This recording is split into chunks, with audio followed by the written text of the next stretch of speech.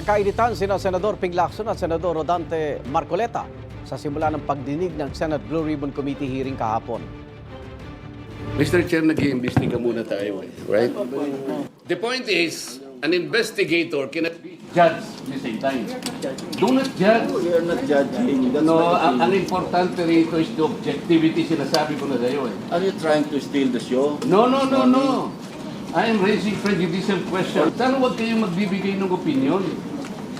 Why did you choose, for example, Bryce?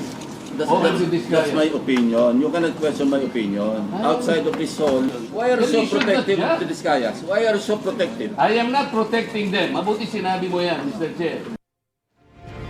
Sinuspinde ang sesyon matapos ungkatin ni Marcoleta ang isang panayam kay Lacson kung saan tinanong siya kung sino ang mas karapat-dapat na maging state witness. Si dating DPWH Assistant District Engineer Bryce Hernandez o ang mag-asawang Sara at Pacifico Discaya. Git ni Lacson, labas sa kanyang trabaho bilang chairman ng Senate Blue Ribbon Committee ang pagbibigay ng personal na opinyon.